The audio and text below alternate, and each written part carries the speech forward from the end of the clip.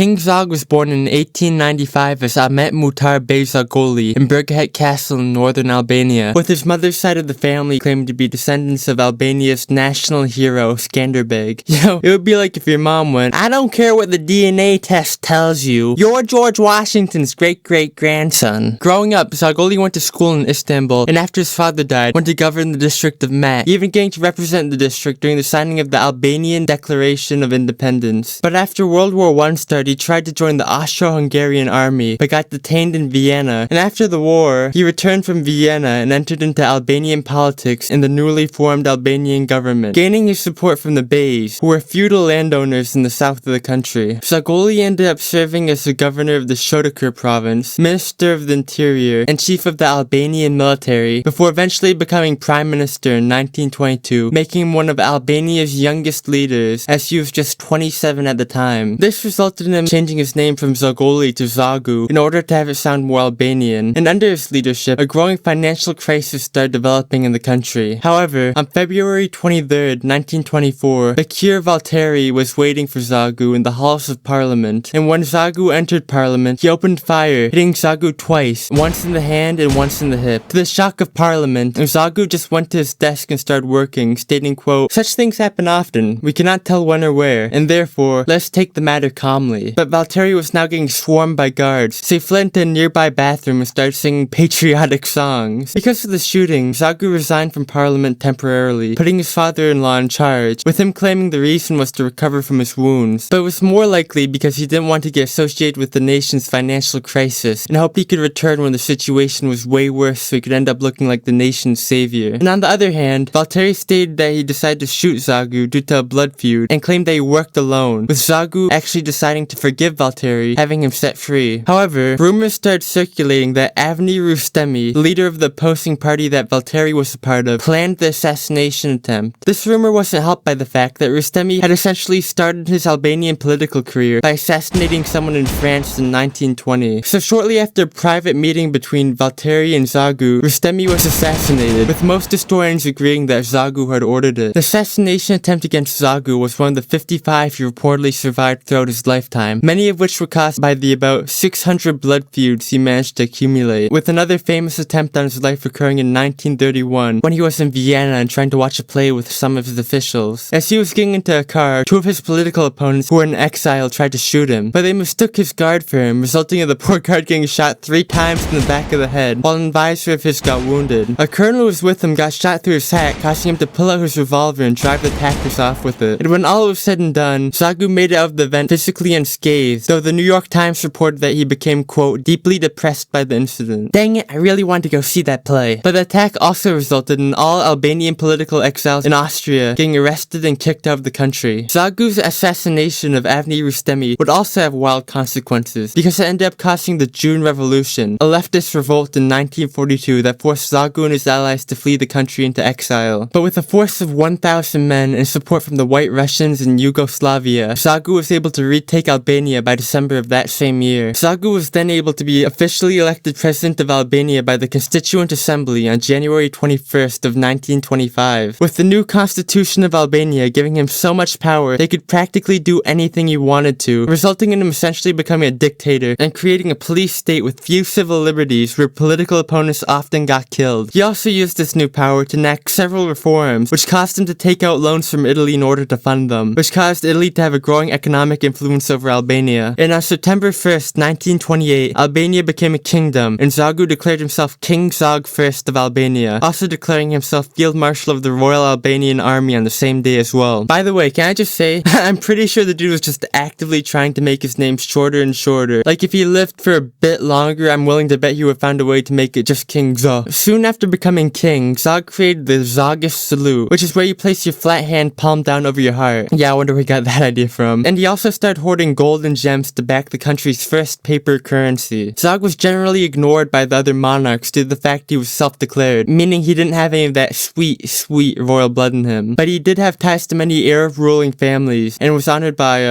all these countries. As king, Zog got engaged to the daughter of politician Shevket Verlaki, but broke it off and instead married Countess Geraldine Aponi de Nagi Aponi. But due to the traditional customs of blood vengeance in Albania at the time, Shevket had both a right and obligation to to kill King Zog. Luckily for Zog, however, while their relationship was strained, Shefket never tried to kill him. Benito Mussolini supported Zog throughout his presidency and continued to support him into his kingship, resulting in Italy having an everlasting dominance over Albanian affairs. But things would get shaky as during the Great Depression, Albania became totally reliant on Italy, and in 1932 and 1933 couldn't pay interest on its loans. This let Italy snatch up even more control over the country, demanding that Albania give them control over their sugar, telegraph, and electrical industries. But the straw that broke the camel's back was when Italy demanded that Albania taught Italian in all of its schools. This demand was swiftly refused by Zog, and in retaliation, he ordered the budget to be slashed by 30%, got rid of all his Italian military advisors, and had the government take control of all the Italian-run Roman Catholic schools in Albania. You can take our sugar, you can take our telephones, but you cannot teach our children Italian. Now isolated, in 1934, Zog tried to start relationships with France, Germany, and the Balkans, but since nobody wanted Benito's sloppy seconds, he had to come sulking back to the Italians. But 2 days after Zog's son was born, Mussolini suddenly invaded Albania, facing little resistance from the weak Albanian military, which wasn't aided by the fact that most of its officers and advisors were Italian. Alright guys, who's ready to kill some Italians?